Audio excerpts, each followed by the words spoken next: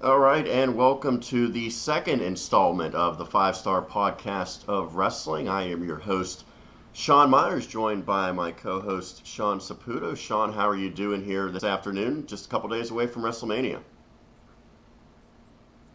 Hey, it's the best time of the year if you're a WWE fan. Let's get into it, man. So, before we jump into that, let's rewind.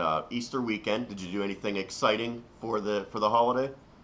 Just, some family came in from out of town and had everybody together for the first time since last Easter, actually. So we did our Christmas grab bag on Easter since our whole family was together. So it was always a nice time when everybody comes in and all 13 of us can get together with how small my family is. Combining holidays. Oh, yeah. Speaking of, and I actually went down to West Virginia to see my relatives down there. Nothing too exciting, but speaking of holidays, it's sort of like a holiday coming up this weekend. We're now recording this Friday afternoon, and about 2.5 days from now, WrestleMania will kick off, and it's going to feel like a day-long show in itself. Probably about 7 hours this year for the card when you factor in the pre-show as well as the main show. So what we're going to do today is we're going to break down each match. We're going to give our predictions as well. And we're not going to really waste any time. Let's jump right into the biggest match, and that is at least what I consider the biggest match. That's the Roman Reigns Brock Lesnar Universal title match. So I'll give my thoughts and prediction first, and then you can chime in as well. To me, this is the match that is pretty easy to pick. News came out that Brock Lesnar likely will be moving on from WWE, or at least returning to UFC in some capacity. Not sure exactly when that's going to happen, but it looks like sooner rather than later. So to me, this one is probably going to be the outcome that maybe a lot of people aren't exactly thrilled to see, but it's probably going to be Roman capturing the title back. He'll be the Universal Champion and probably hold it going forward. And I have a feeling that this might be the last time that we see Brock Lesnar holding a championship belt. Not a lot of suspense in all likelihood in the outcome of this one, but I think the match should be pretty good. When you go back to the match they had a few years ago prior to Seth Rollins coming in, which I thought was great, I think the Roman Lesnar match was terrific. It was very physical, one of the more physical matches we've seen in recent memory. I think this one should be good as well. You hope that Brock is simply extremely motivated in this one, and sometimes that's a real question mark. Yeah, and if you have to take a look back at what happened at WrestleMania 20, the first time that Brock was set to move on and leave the WWE, he was in that match with Goldberg, and you could just tell those two, and Goldberg was on his way out as well, and those two just put on probably the most boring WrestleMania match in a number of years, especially for the caliber of the two athletes that were in the ring. But I think with this match, prediction-wise, easy to pick, Roman Reigns, but I think there has to be some form of swerve to this, just simply because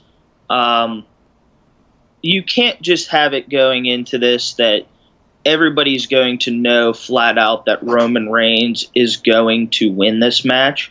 I think there has to be the swerve of somebody else comes in, maybe takes out Roman, and then gives you the feel that Brock's going to win, but maybe even have the swerve of Paul Heyman turning on Brock Lesnar as a way of saying, well, I brought you back, I give you this job, and you always just bail on me.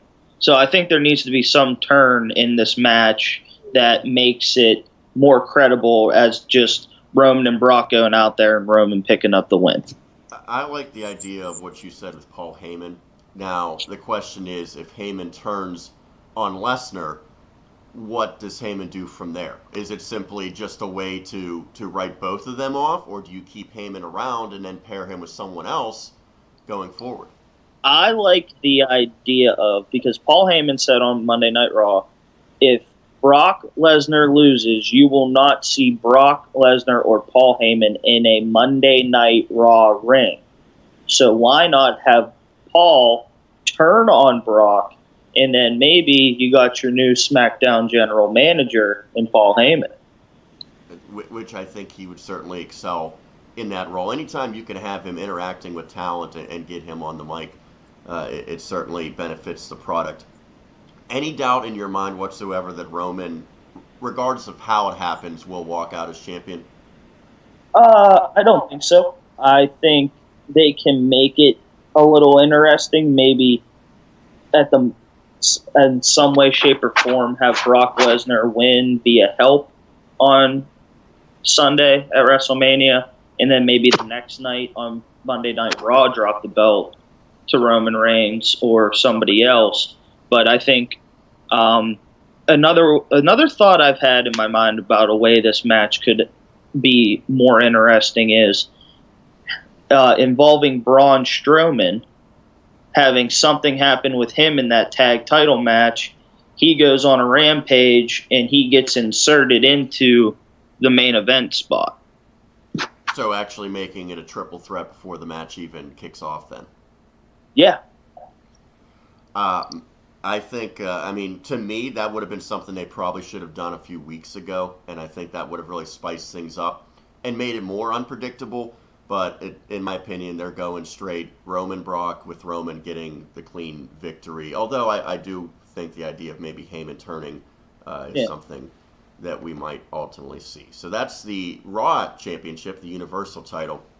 Let's jump over on the SmackDown side, and Sean, I'll get your opinion and prediction first on the AJ Styles Nakamura WWE title match. This one, I think, will deliver in the ring. Certainly, that's what the expectation is. If there's any match that anybody is calling a dream match and that has the capability of putting on a 5-star caliber match, it's these two. If you give them the allotted amount of time and the ability to do just what they're capable of doing in the ring. I believe Shinsuke Nakamura is going to win. I think AJ Styles' run in SmackDown has become a little dry as of late. I think he needs to move on to, is what they say, greener pastures, and maybe move up to Monday Night Raw and get some new rivalries going. He's done everything he possibly can at SmackDown Live. He's carried SmackDown Live since he moved it there in the draft. So I think it's time where he drops the belt, you have your first Japanese-born champion, and Shinsuke carries the load in SmackDown, and AJ moves to Monday Night Raw, so I'm going Shinsuke all the way. So along those lines, and I think that you're pretty accurate on that, what do you see in terms of, is this just going to be a face versus face classic match, or do we have anything that adds to the intrigue, or at the end, is it just both these guys being fan favorites when it's all said and done? These two are going to be fan favorites no matter what happens. I don't see the necessity of a heel turn or any kind of cheap match in this one. I think it loses the mystique of these two getting together for the first time since they fought in New Japan, and I think you just let this match ride. You have a face versus face title match, and when it's all said and done, the better man wins. And I think that you're spot on here. Nakamura will win the title. Now, I am personally much more of a fan of AJ. I think that he's a lot better in really every aspect since Nakamura's come to the main roster. That said, this is something that I think over the past several months they already had planned, that these two were going to face off, and that probably this would be Nakamura's time. Remember, he did have title matches at SummerSlam against Jinder, and it seemed a bit premature at the time, but I think this was the goal for several months now. As far as AJ leaving SmackDown, that probably likely will happen. I'm not sure exactly when that might happen, but that'll be a little bit difficult for SmackDown because I think he has been the face of that brand for a while now. It's going to be a lot of pressure on Nakamura.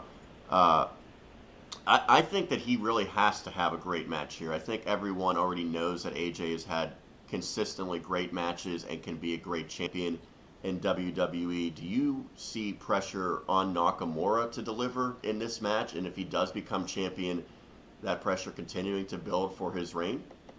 I think I don't want to say it's the pressure. Nakamura has the ability to put on fantastic matches. Look at most of his matches at NXT. Fantastic matches.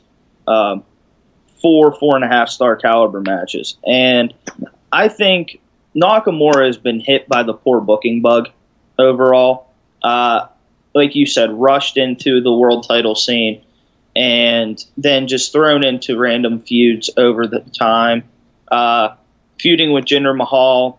No offense to Jinder Mahal. Has his character grown since he's come back? Yes, but you still sit there and you're like, really, it's Jinder Mahal. And he was thrown into a feud with Baron Corbin, who just, unfortunately, I think Baron Corbin's one of the better wrestlers on SmackDown Live, and he just can't get over the hump with the company, and Shinsuke's been hurt by that. So to put Shinsuke in a main caliber level match with somebody he has worked with before, somebody he knows what it takes to have a fantastic match in the ring with, I think will help him, and I think it will help boost his momentum and build his confidence post-WrestleMania. So let's move on to a match that has no titles on the line, but certainly has drawn a lot of mainstream attention. That is the Kurt Angle and Ronda Rousey versus Triple H and Stephanie match on Monday Night Raw. This is one that we talked about last week that I have real concerns about how this one might turn out because there's a lot of question marks in there. It's Ronda's first match, and even though she has a great athletic background and she grew up as a fan of professional wrestling and the WWE, there's still that concern, how will she handle her first ever experience? She hasn't been great on the mic. You think that she'll probably be more natural in the ring, but it's still to be determined. And with Kurt Angle, I think there's real concerns about his health, his ability to perform at anywhere close to the level that we've become accustomed to seeing from Kurt Angle. On the other side, Stephanie has wrestled many matches over the years, but typically she's not considered a true in-ring competitor. And then Triple H, I think, is the one guy that you can count on to deliver a pretty solid performance there. But if he's working with three people that are far below his standards, it could make for an ugly match. That being said, I liked your opinion last week, Sean, that they would do a lot of heavy booking and figure out ways to make this match work without depending on great in-ring chemistry between the quartet.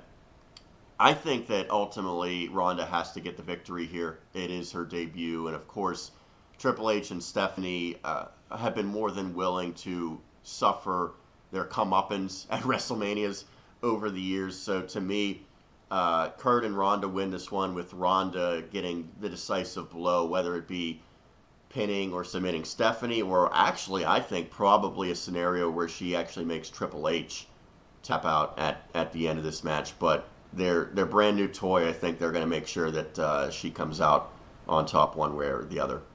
Yeah, well, you would have thought that at WrestleMania 31, but, had to have Sting lose and go 0-2 in his WWE career. So, my belief is that Ronda and Kurt are going to win this match, but I also wouldn't be surprised if Triple H and Stephanie maybe pull out the victory and this feud continues on, maybe. Not so much involving Kurt Angle and Triple H, but being on the sides of Stephanie and Ronda, maybe because they did a lot of talk on Raw when they did their little Q&A segment about how Kurt put Ronda in a poor spot. So you could always have that swing of, Kurt Angle costing Ronda Rousey her first WWE match. They laid down a lot of seeds that it could potentially go both ways in this match, especially, and that's one thought I've had. But I think when it all comes down to it, I think you're right. Ronda Rousey is going to pick up her first WWE win, and that's just the way the cookie crumbles. Do you think that this match is going to be good enough to live up to the hype? I can't get a read off it yet. Again, going back to that Monday Night Raw segment when Stephanie put Ronda through a table, she sold it so poorly. I mean, she was just holding her arm and just like looking up with a like I'm gonna kill you look. Right. I thought that was bizarre. Not like as wow, well. I just got put through a table. I should act like I'm like severely hurt. It was I'm pissed off. I'm holding my arm and I'm gonna glare at you the whole time. And she has a lot of work to do. She really does. And I think, like I said last week on the show, Triple H and Stephanie have to carry this match. And Kurt Angle is going to have to, I think, be in the ring with Triple H more than Stephanie is with Ronda.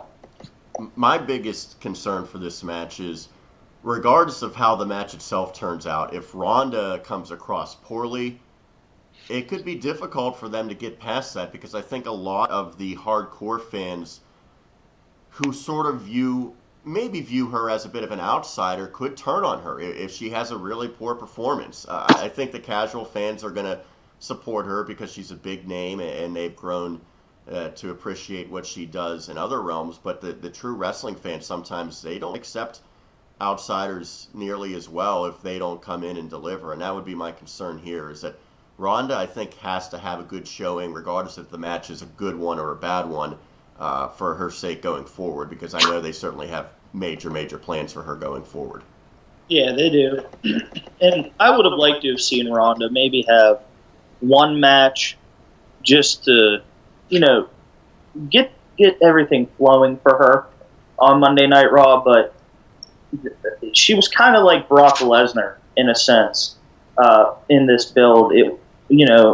Show up here, show up there, not be there every week.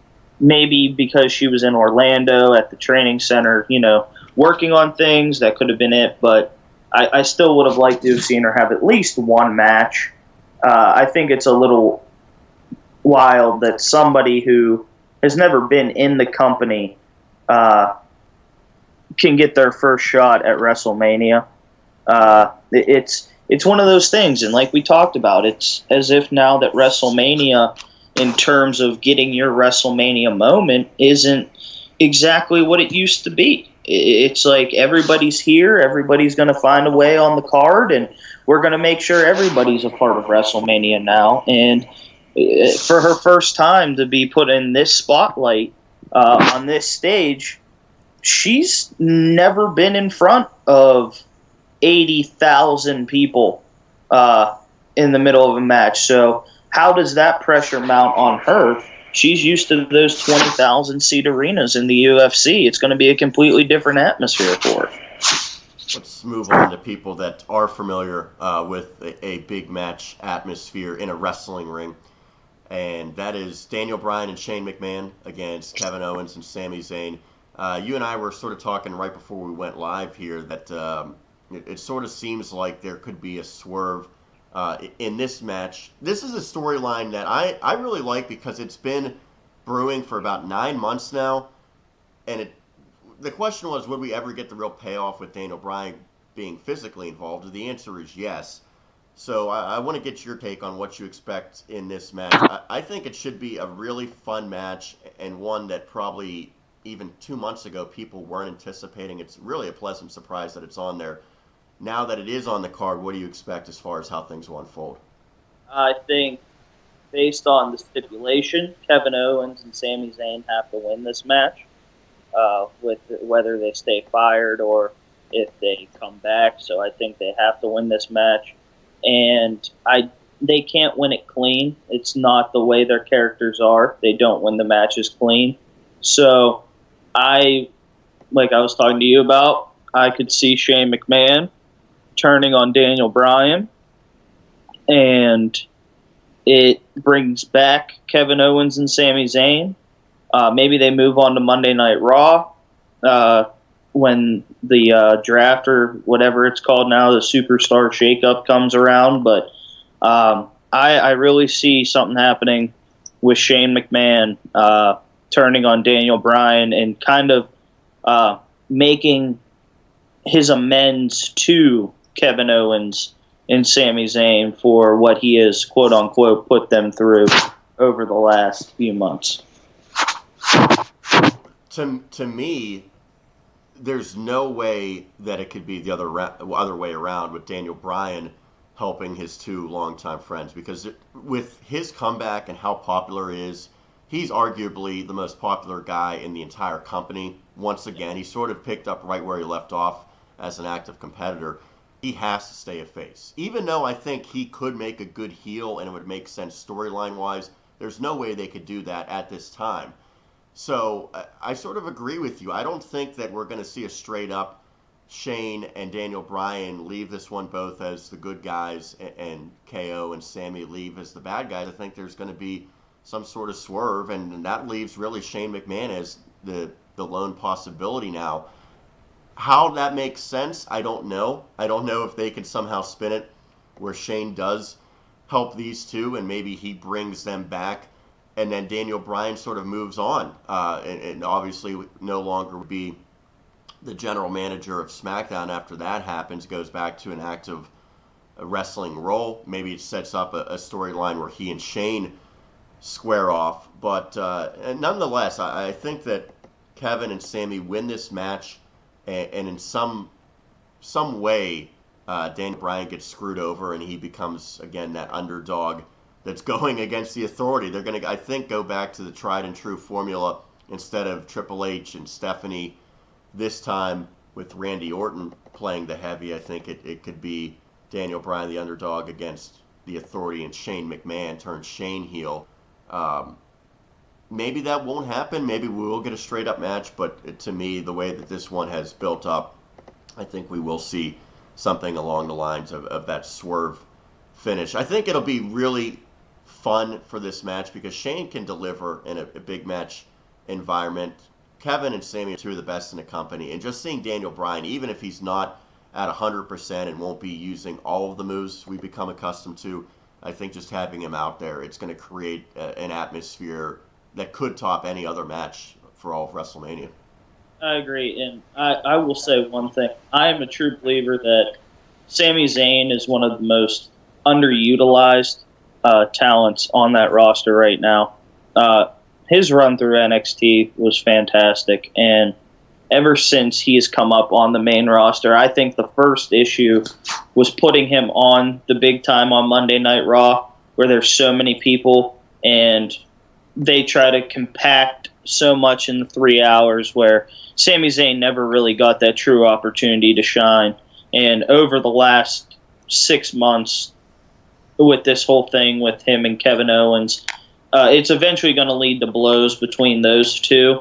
And I think this time around, it's Sami Zayn who finally, when it's all said and done, will, be the one that gets that bigger push over Kevin Owens. Interesting you mentioned Sami Zayn's run through NXT. When I was watching that, and him defeating Neville for the NXT title was probably my favorite moment in the entire company in recent memory, and I thought that match was one of the best that I'd ever seen when you factor in the build to it. That reminded me of Daniel Bryan's run to the top in WWE, the way that Sami was the underdog and people doubted him, and he's not the typical guy that the company gets behind. So I see a lot of similarities, which I think will make this match on Sunday even cooler to witness. So let's shift to the women's side now. There's two big title matches. I think one certainly stands out above the other, and that is the Charlotte versus Asuka match for the SmackDown women's title. The reason why this one really is going to be a terrific match is just because of the in-ring prowess of both of them. Asuka winning the Royal Rumble had her choice. She ultimately, after quite a bit of a delay, decided to pick Charlotte and the SmackDown title. Asuka's probably the best in-ring woman in the company today. If not, she's up there. And I think that in addition to maybe a Sasha Banks, then you could throw Charlotte in that conversation for the very best as well. And one reason why I think this match makes sense, as you look at the graphic right now, is that physically they're both dominant performers. Charlotte is just bigger and stronger than just about any other woman outside of Nia Jax. And Asuka comes across as a real powerhouse and just a vicious, very stiff performer. So for that reason alone, I think this is going to be a highly anticipated match. And if I'm correct, I believe they didn't have any interaction in NXT. I think Charlotte was already gone by the time that Asuka got there. Now, they did have the Mixed Match Challenge earlier this week, which is sort of bizarre how that came about. But nonetheless, this is going to be really anticipated because it's the first time that they're ever going head-to-head. And I think that Asuka will keep her undefeated streak. It's easy to pick in favor of the person who's never been defeated, but she's getting my vote for the victory here. The bigger question, I think, for me becomes what happens if she does win. Does she become a full-time member of SmackDown? And what does Raw do to replace her? I have maybe some ideas for that momentarily, but ultimately the biggest takeaway is that Asuka, I think this will probably be her toughest test, but she's going to find a way to keep that undefeated streak alive. I don't think it's quite yet time to give her her first loss in WWE. I think I already know where you're going in terms of the SmackDown. She stays there. What happens with Monday Night Raw? This is my prediction for this match. Asuka has her toughest match that she has ever had. Asuka ends up winning the match. Carmella tries to cash in Money in the Bank, cashes in. Asuka defeats Carmella on the cash-in, and there goes the women's Money in the Bank. There goes Charlotte, and Asuka prevails against both of them in one night, and eventually just runs the roost SmackDown as the women's champion. So if that happens, then Raw seems to have a pretty notable absence on the women's side because they lose Asuka. Now, it would be great for SmackDown to boost her and to have her as the face of the women's division, because then you still have, barring any changes, you still have Becky Lynch, you still have Charlotte, you have Carmella, who, if she unsuccessfully cashes in, I think that hurts her even more. Right now, she's not in a great spot. Natalya, you can still work some solid matches. And then you have the Riot Squad. I'm not a huge fan of them. I think Ruby can work in the ring. I think right now the other two probably shouldn't even be on the main roster. But that poses the question, can Raw replace Asuka if she does go to SmackDown? And I think the natural answer is that Ronda Rousey sort of steps into that role if she wrestles on a regular basis. Let me throw this idea out, however, as we transition in to the next match. I think, and I could be way off on this, that when you look at the Raw match, I think that we might have the cash-in of Carmella on the Raw champion. Ooh.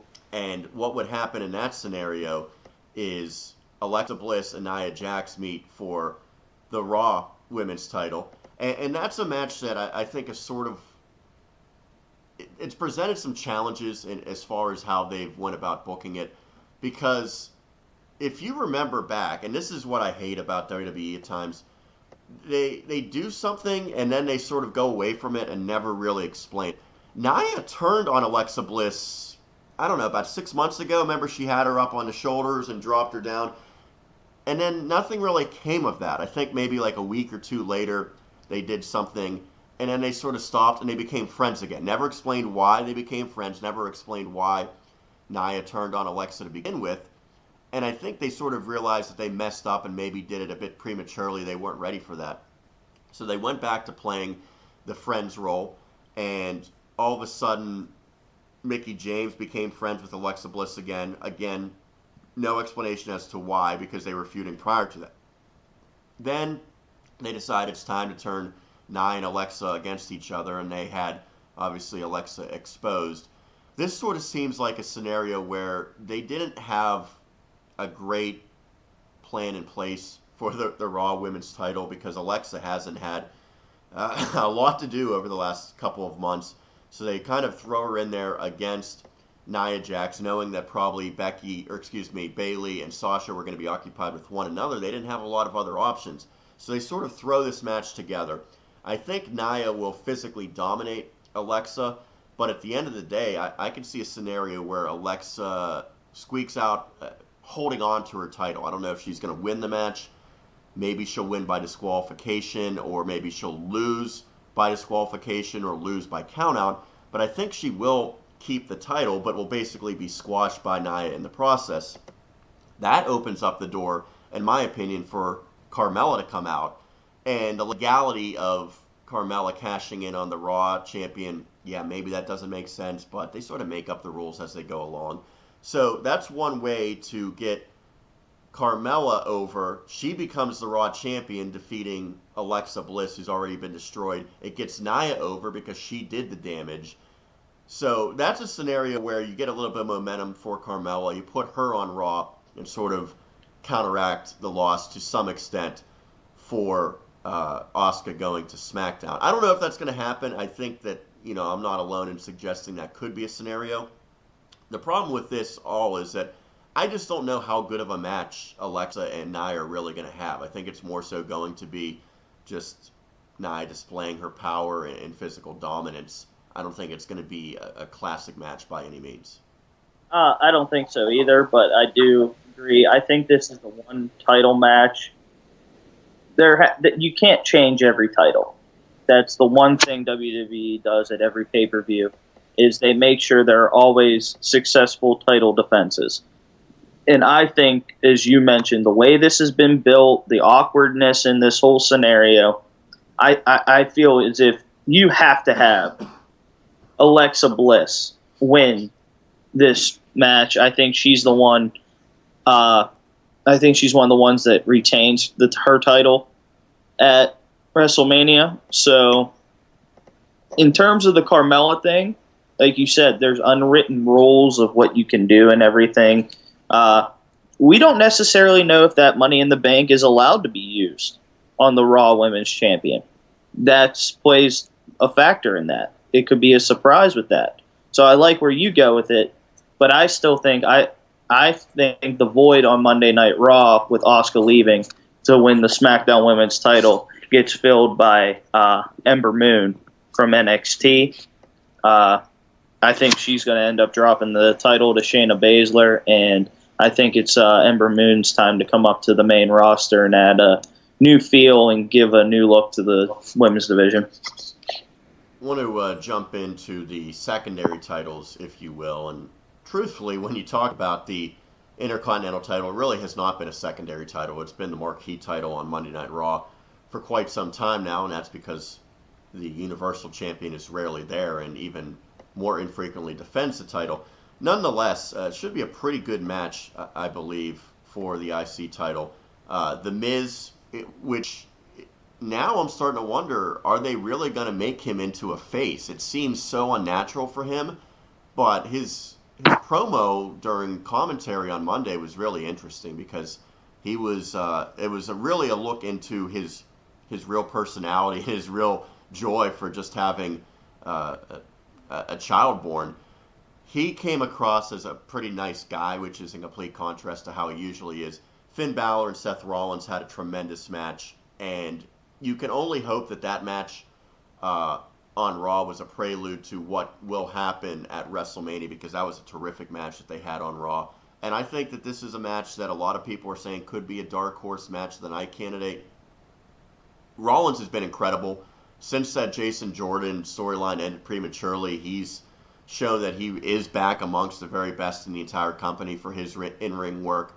I think Finn's in a pretty decent place right now, at least for what he brings in the ring. I don't know if he's ever going to become the star that some people thought. And then The Miz just generates a reaction at all times, and he can hold his own. He's not as good as the other two in the ring, but he's certainly capable. I'm excited about this match. To me, I think Rollins is the guy with the most momentum. It would make sense for him to win the title.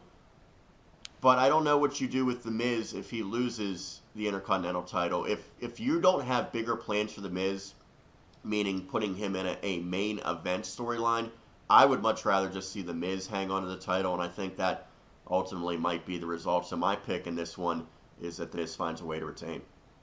I don't I was a little confused by the whole Miz thing with how he was talking as the guest announcer during that until I read a report that said, don't expect the Miz to stay a face. It was more so done for that TV show that him and Maurice have.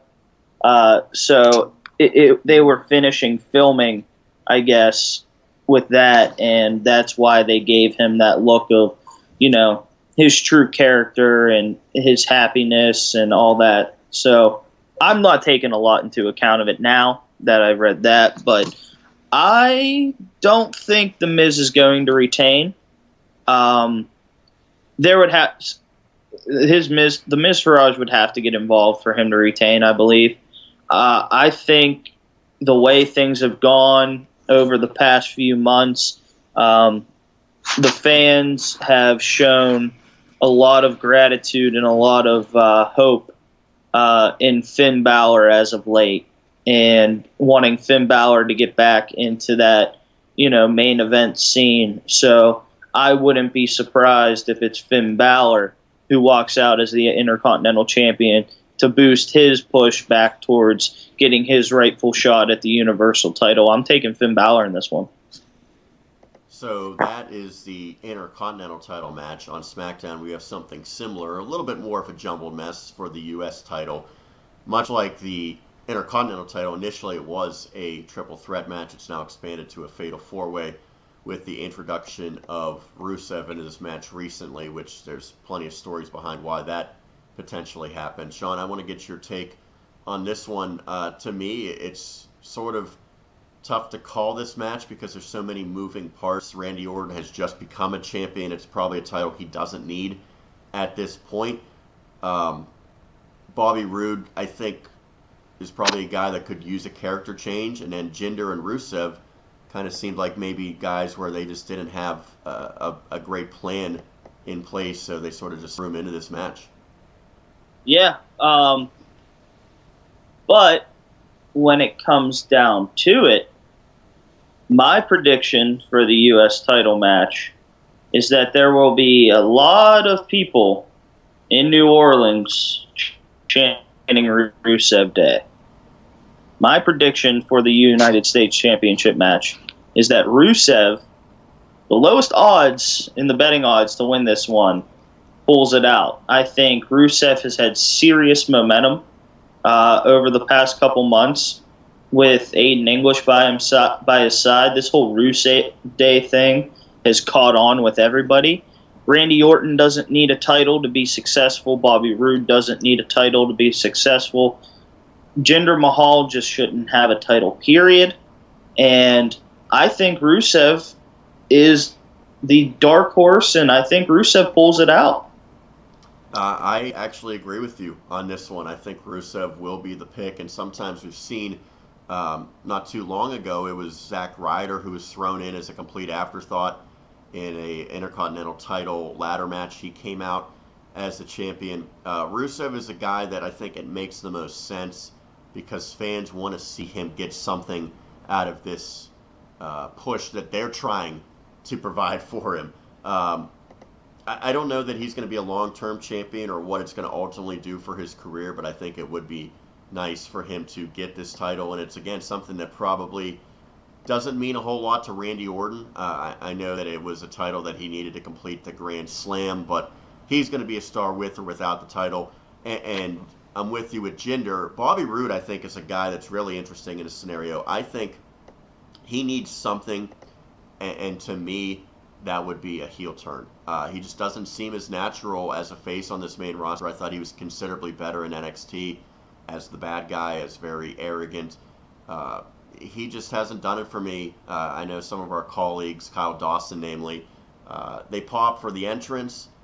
He's okay in the ring, but his character just isn't nearly as good. So I think that this would be a good springboard for him to turn heel. I don't know if they maybe go with a him versus Randy Orton storyline again out of this.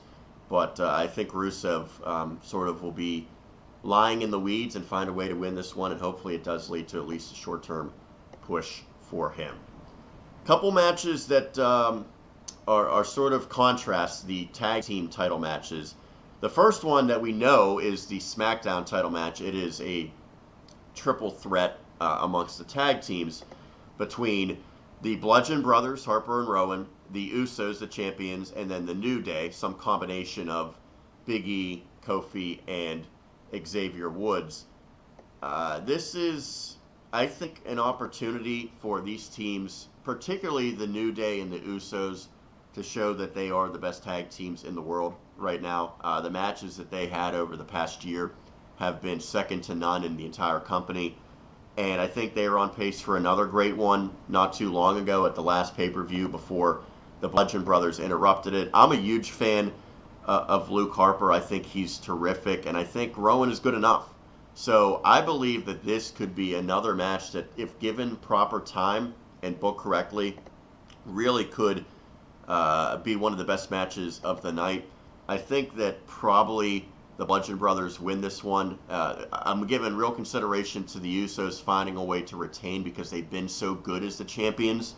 But to me, the Bludgeon Brothers, all that build is for naught if they don't win the title here.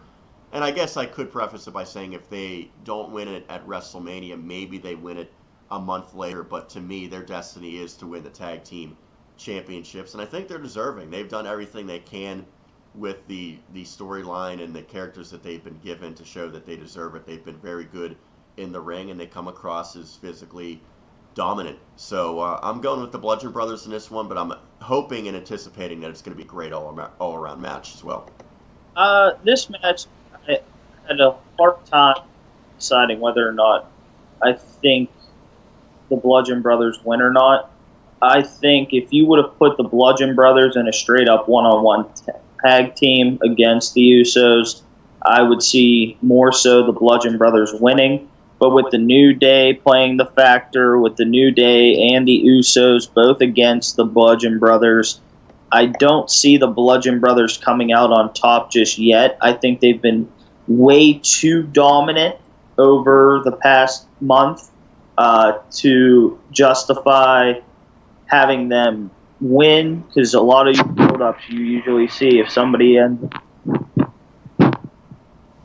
without when it comes pay-per-view time.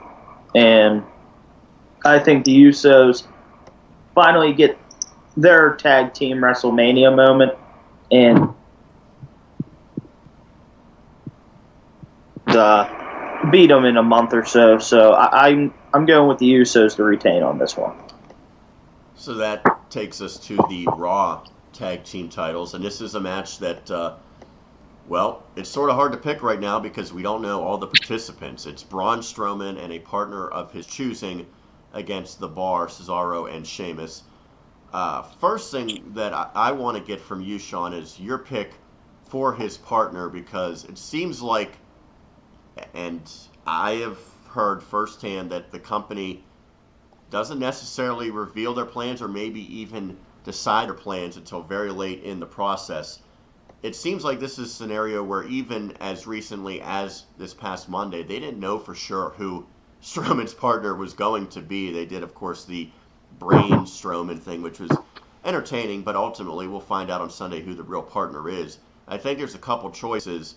Who will be Braun Strowman's partner? I have no idea. I want it to be Elias. I think that would just make for an interesting storyline with everything that's happened between those two. But I'm going to go out on a serious limb. I'm going to say Braun's partner is the new character Bray Wyatt. Okay, so I will go with the much more boring and disappointing choice, and that is the Big Show. And don't get me wrong, I respect the Big Show. I appreciate everything that he's done, and I think that he's still very good. But no one's really going to be excited. No hardcore wrestling fan's going to be excited if he is indeed Braun Strowman's partner. I think it makes a little bit of sense. You had mentioned last week how Rey Mysterio would not make any sense, and I agree with you. There's really no reason for Rey Mysterio to come back in this role. There's a possibility that maybe Big Cass could come back. I don't see how that really makes sense, especially because Big Cass was a heel, and I think that they were dead set on having him thrive in that role as a heel when he got injured. So to me, you need someone that probably will be a face that won't take away from Braun Strowman. Because if you have this big return, this big surprising return like a Rey Mysterio, it takes away from what Braun Strowman does. The idea with Elias makes sense, and I saw someone that speculated maybe you could do a situation where Braun beats up Elias, drags him out, and he kind of just lays there for most of the match as the partner, and then maybe Elias actually helps Braun win, and they sort of forge a friendship over the months. But more than likely, I think Elias will sort of just have a musical performance. He will have his own spotlight. So I'm picking the Big Show, and with the Big Show as his partner, I think Braun will win the tag team championships. I have a feeling that this match is going to disappoint, however. It doesn't seem like it's a big enough scenario for Braun Strowman. And especially if you get someone like the Big Show in there, the crowd's not going to be overly excited about that. Ultimately, I think they'll be a little disappointed. I don't know that it's going to be great in-ring action. To me, the biggest thing is getting Braun Strowman over, making sure he comes out on top, looks dominant. So I think that Strowman and his partner will win this one. To me, though, this was a missed opportunity to do more with him. I agree. I don't know. When I was scrolling through Instagram and I saw him post a picture with Bray Wyatt, it kind of, I don't know who it's going to be, but it just kind of hit this trigger with me that it could really be Bray Wyatt's newborn character, because you haven't seen Bray Wyatt since the final deletion. And Bray's not hurt. No reason for him to not be a part of the WrestleMania card. So maybe it's Braun who plucks up his former leader and he leads the charge with Bray Wyatt now or something like that. Should be interesting to say the least. Before we get to the elephant in the room, there are 3 matches that will be on the kickoff show. The Cruiserweight Championship match, Cedric Alexander and Mustafa Ali. I'm excited about this match because I think it's going to be great in-ring action. My hope is that the fans will be there. It won't be maybe 20 or 30% of the fans actually in the venue. I think that hopefully this match will go on closer to the starting time of 7 o'clock as opposed to last year when they had Austin Aries and Neville wrestled about 5:30 and people were getting sunburned because it was still so early in the day. I think this could be a great in-ring match, and I think the fans will get behind it after a while. I think the first 5 or so minutes it probably won't be a great reaction, but these guys will bring out a reaction in the fans as long as the majority of the Superdome? I feel like Hulk Hogan here. Is that the name of okay. Yeah, as long as the majority of the Superdome fans are there, I think that it will get a good reaction. It should be a pretty good match. I want to say Cedric Alexander because I think he was the guy all along that they planned to have take the title from Enzo before all of that happened and they had to go vacate the title and start this Cruiserweight tournament. But there's a part of me that says that Mustafa Ali comes in with a little bit more momentum and maybe he's the guy that ultimately wins this. So I will go against my initial judgment. I'm going to say Mustafa Ali wins the Cruiserweight title, and I hope it is a springboard for a much improved 205 live show and hopefully much more fanfare surrounding the show as well. Yeah, it has the potential to be a very good match. I think you have right now the 2 best cruiserweights in the division going up against each other for this title, and I'm with you though. I think Mustafa Ali is going to end up winning this. I don't think Cedric Alexander needs to necessarily win the title to be successful in 205 Live. So I'm going to say it's Mustafa Ali who picks up the victory, and I could see this being a feud that can go on a few months, and maybe down the line Cedric Alexander finally gets a hold of it. But I like Mustafa Ali in this match. The 2 Battle Royals, I have very little anticipation for either one. I just think this women's one just doesn't do it for me. I know that they're trying to. It seemed like the end of 2017 and beginning of 2018 was all about the women getting, I guess, equal opportunities. So if you have an elimination chamber for the men, you have one for the women. You have a Royal Rumble for the men, you have one for the women.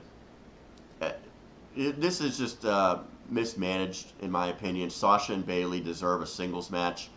They Agreed. will sort of, they'll be prominent in this battle royal. I'm sure that will be the most significant storyline that comes out of it, is whatever happens with them. Certainly a woman like Becky Lynch is deserving of a WrestleMania match, so this is an opportunity to get her involved. The other women in there, Absolution, the Riot Squad, Natalya, possibly Carmella. I just don't really. I don't think that this is going to really do justice for any of them. You might get some surprises. There might be a cool moment or two that comes out of this, but I don't think that people really care, because in the end, it doesn't mean anything. Winning this guarantees you nothing. It's not like you get a title match out of it. Yeah, maybe they'll write in a storyline where the winner of this does get a title match next week on TV, but I think the fans, the smart fans, realize that this doesn't really mean anything. It's sort of a pointless match. As far as picking a winner, I think that's difficult because it all depends on what they want to do here. To me, again, the biggest takeaway is going to be what happens with Sasha and Bayley. So I think it makes a lot of sense to have one of those two win, but I think they'll cancel each other out. They'll eliminate each other somehow. And I'll go with Becky Lynch winning this one just because she's very good and she has nothing else going on at this point. So I think that'll be a good opportunity to give her, some crumbs from the cookie. Even though it's not ultimately going to mean anything, I think they might go with her as winning this one. I know she's the first SmackDown Women's Champion, so she could maybe add first WrestleMania Battle Royal, even though it's really not the first one. They're promoting it as such. She can add that to her resume. I'm going to pick Ruby Riott. I think this is a match where if you put it in the context of the way the men's side works with the Andre the Giant, it's a way of building up future talent. And Becky Lynch, Sasha Banks, Natalya, Bayley don't need to win this match to boost their momentum. They can have success without having this feather in their cap.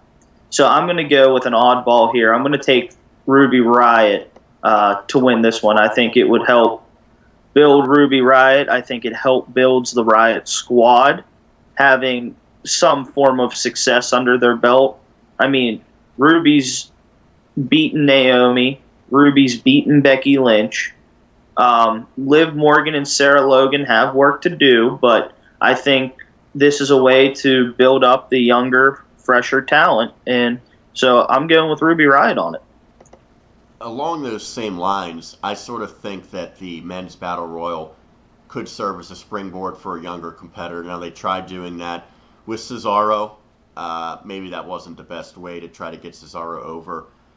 I think it sort of made sense with Baron Corbin and probably did help him a little bit. The Big Show was sort of just like a lifetime achievement award. Yeah. They didn't really have anything else for him. Last year they tried with Mojo, but I don't think Mojo was ever good enough really to excel whether he won this or not. It did very little for his career. And that sort of proves why this match doesn't matter to me, because when you look at the winners, nothing really stands out. I think Corbin's probably the only one where you could say that really did mean something for his career. But with what you said for the SmackDown, for the women's one, I think that it'll be a young star where they're trying to really elevate, and I think it'll be a returning Big Cass who could be that person. They wanted to do big things with him. He got injured at probably the worst time for his career. Typically, I think you benefit from having a heel win this type of match. They could be very braggadocious with the really ugly trophy. Well, the Andre one's not bad. The women's one is just looks like a Mario Kart trophy. But I really do think that someone like Big Cass, maybe it won't be him, maybe it'll be a Samoa Joe if he decides to come back.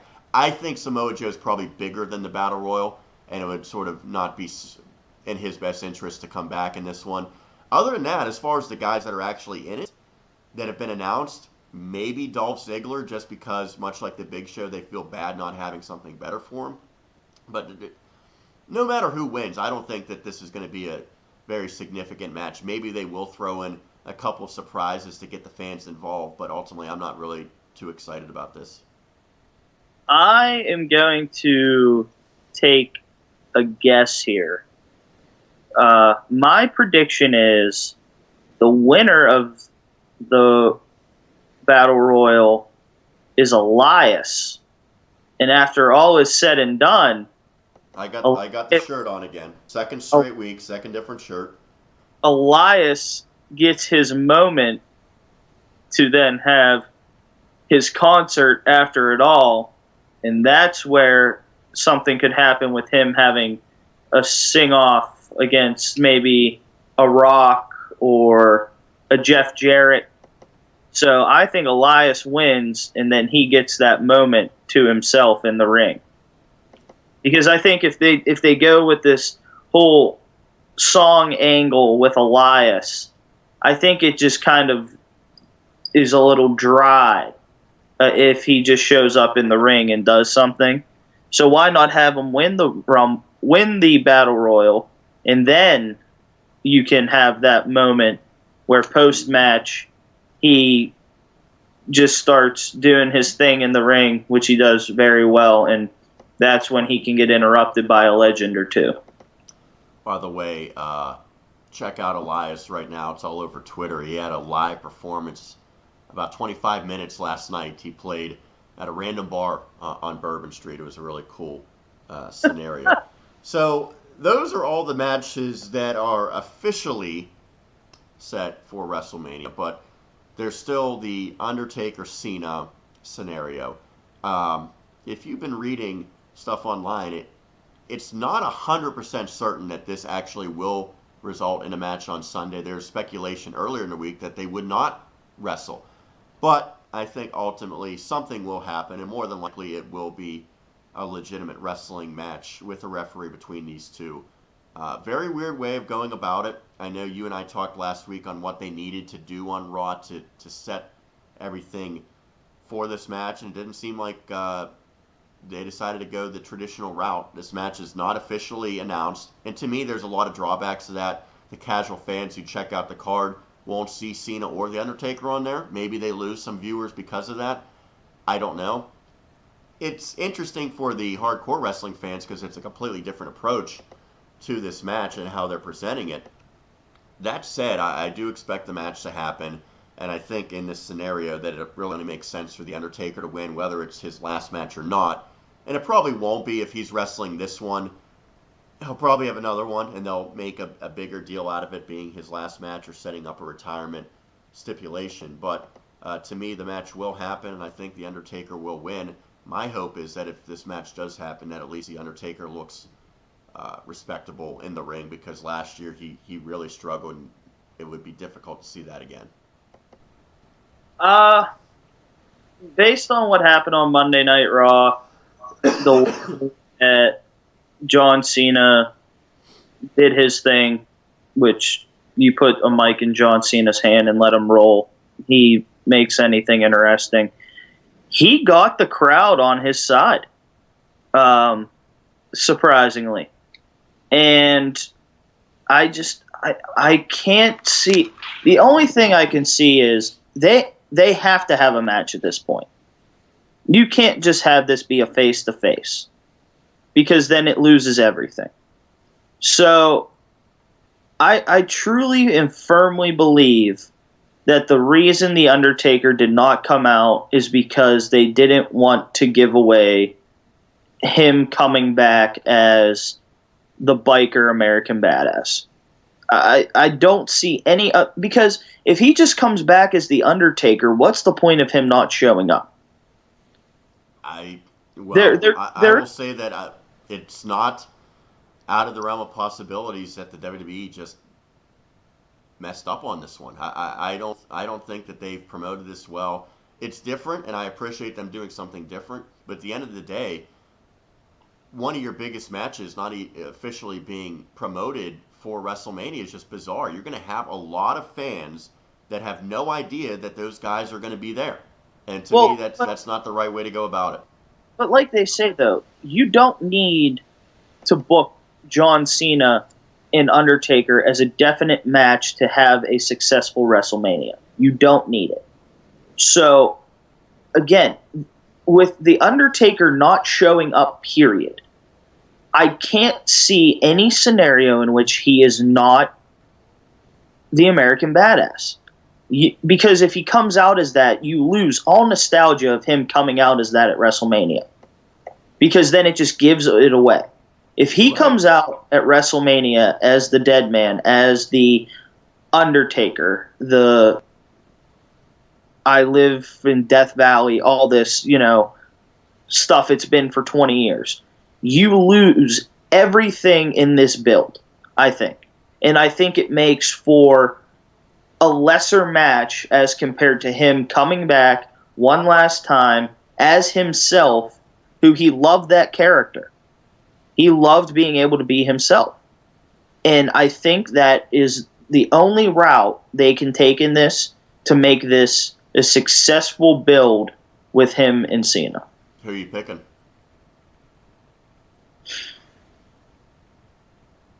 My heart tells me Undertaker, but my brain tells me with everything that's happened over the last few months that John Cena finally gets a victory. Cena is certainly on a losing streak, and if you go back to last year, The Undertaker lost his last WrestleMania match, his last match period as well. So we both agree that that probably will be a match at WrestleMania. So everything now considered, we've gone over all of the matches, ones that are official, ones that are not. What's your overall take quickly on this WrestleMania? Is it going to be one of the better ones that we've seen? Will the matches live up to the hype? Was the build good enough for you? Is this going to be a WrestleMania that we will all remember for quite some time? Quick breakdown of the matches. Brock and Roman needs some swerve to make that a successful match. I hope it is not the last match of the night. But if there's a planned swerve in it, I think it has a chance to be a better match than if it's just one-on-one, go at it. We know the final, what happens at the final bell. AJ and Shin, I think, has a chance to be match of the night. The IC title, again, another match I think has a chance to be match of the night. The U.S. title match, it's a toss-up for me. Nia and Alexa Bliss, I'll get behind because I'm an Alexa Bliss fan, but I don't see that match being super great. The SmackDown Women's title match, I think, will be an excellent match, as well as the SmackDown Tag Team titles. The Raw Tag Team title match, I think, could possibly go down as the worst match of the night in the battle in terms of the main card. And then Ronda, Steph, Triple H, Kurt Angle, like we've said, a lot of work to do. Could break some expectations and steer things the wrong way for the future with Ronda Rousey. And the Battle Royals, let's just see who wins. We're just going to watch people get thrown over the top rope, and who knows who's going to win. And the Cruiserweight match, I think, is an underrated match on this card. I think you're right. First few minutes, people are going to be a little weary on it, but I think Ali and Cedric Alexander make it a way to be the marquee match of the pre-show. I look at this WrestleMania and I see a lot of big names. I see a lot of matches that look good on paper. That being said, I think there's a lot of issues with it. I'm not as big on the Nakamura and AJ feud as most people are. I just don't think that it's been as good as what it maybe could have been, but you hope the match delivers and is as good as what people have been hoping for more than a year. Lesnar and Reigns, I think, will be a good match, but again, much like you said, I think it's going to depend on how the ending comes. If it's just Reigns beating Lesnar clean, and that's the last match of the night, and they try to get Roman over as to face again, I don't think it'll work. But they've tried doing that before, forcing that down the fans' throats. The other matches, I think that there's a lot of potential for greatness, but there's also a lot of potential for, I don't want to say disasters, but underwhelming performances. So I think star power, this WrestleMania is up there with just about any of them. I think with the final product, however, it probably will fall short of many years, although I think it's going to be a significant upgrade over what we saw from a year ago. So that's going to do it here. So we're just about, about 50 plus hours away from WrestleMania kicking off. It's a 5 o'clock start time. We'll run until probably midnight or later, so get your coffee or 5-hour energy ready for a very long, but hopefully a very exciting show. Sean, thank you again for doing this episode number 2 of what we hope will be many. You can check out the podcast on YouTube. We have it up there, and also have a graphic here to follow us on Twitter. There we go. 5-Star Pod Wrestle. That's the new Twitter account. We'll tweet out all of the episodes. I'll have our own YouTube channel for it set up as well. But hopefully you enjoyed this one, and we'll keep coming back for more every week. That's going to do it. So for my partner, Sean Saputo, Sean Meyers signing off. You have been listening to and watching the 5-Star Podcast of Wrestling. We'll talk to you next week, everybody.